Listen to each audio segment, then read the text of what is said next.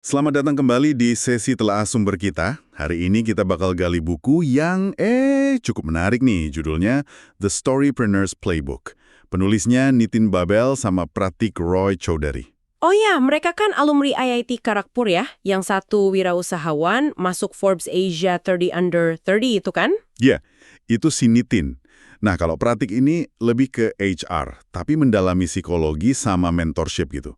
Keren lah pokoknya latar belakang mereka. Oke, terus fokus kita hari ini apa nih? Kita fokus ke bab pertamanya, bab 1, panggilan bertualang, atau kalau bahasa Inggrisnya, Call to Adventure. Kita mau lihat gimana konsep hero's journey-nya Joseph Campbell. Ah, yang kayak di Star Wars atau Lord of the Rings itu ya? Nah, persis. Gimana konsep itu ternyata nyambung banget sama percikan awal seorang wirausahawan mutusin buat, mulai petualangannya. Menarik. Jadi kita mau bedah pemicu-pemicunya gitu ya, dari kisah nyata di buku ini. Betul. Misi kita yaitu ngegali momen-momen personal, pemicu yang beda-beda, sama langkah pertama yang seringnya ragu-ragu itu. Siap nih kita telusuri bareng. Siap dong. Nah, bab ini kan dibuka sama kutipan Campbell yang, dalam banget ya. Petualangan Anda harus datang dari dalam diri Anda sendiri. Jika Anda siap, Anda akan menemukan pintu di tempat yang tadinya hanya tembok. Keren ya? Ini benar-benar nangkep momen klik itu ya.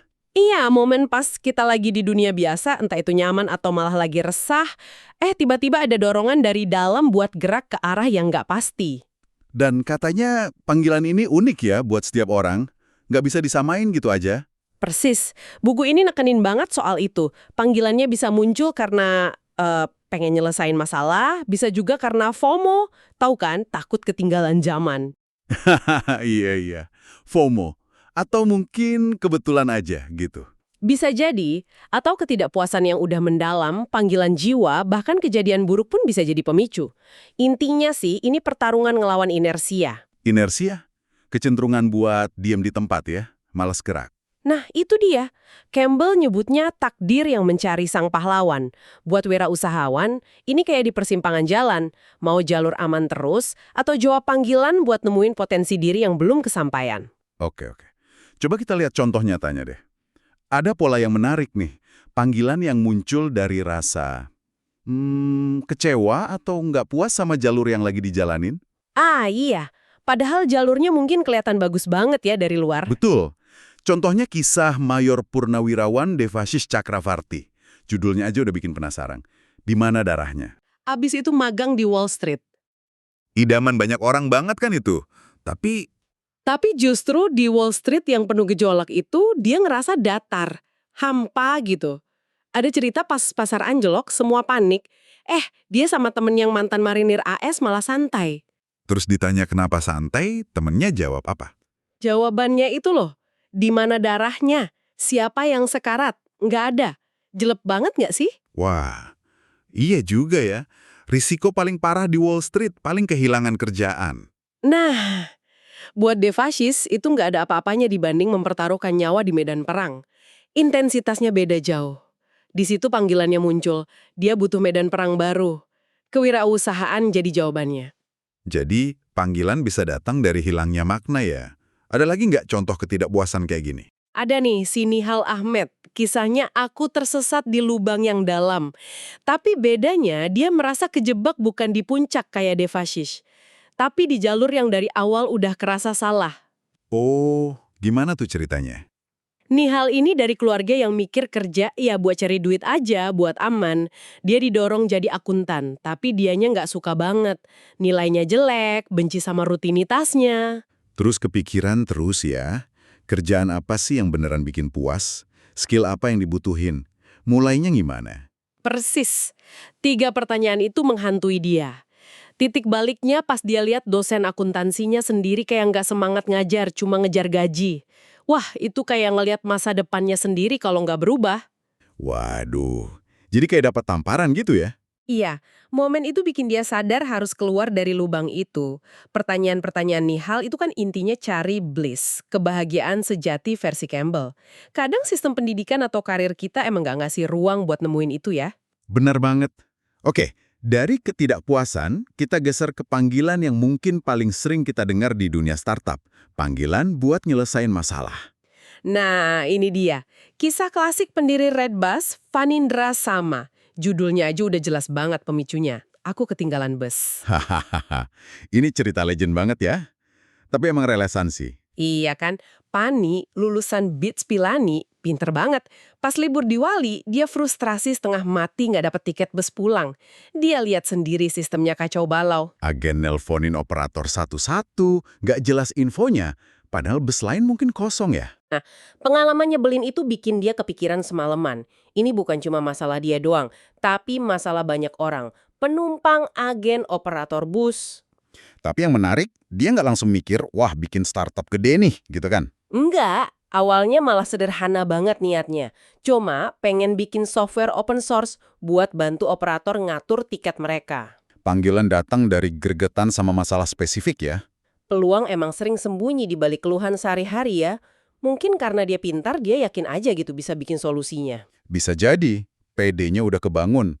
Panggilannya simple, pokoknya jangan sampai ada orang lain ngalamin kejadian kayak dia, ketinggalan bus. Oke, beda lagi nih sama Fanny. Ada juga panggilan yang datangnya dari hasrat pribadi atau mimpi masa kecil. Kayak si Dharamveer Singh Chauhan, Divi. Pendiri Zostel itu ya. Judulnya lucu nih.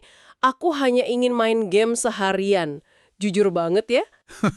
Iya, ini nunjukin kalau panggilan tuh bisa berevolusi ya. Awalnya kan dia pengen main game aja sepuasnya.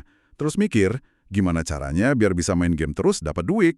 Ya, bikin game. Jadi kewirausahaan itu kayak pembenaran buat hobinya gitu ya awalnya. Kurang lebih gitu.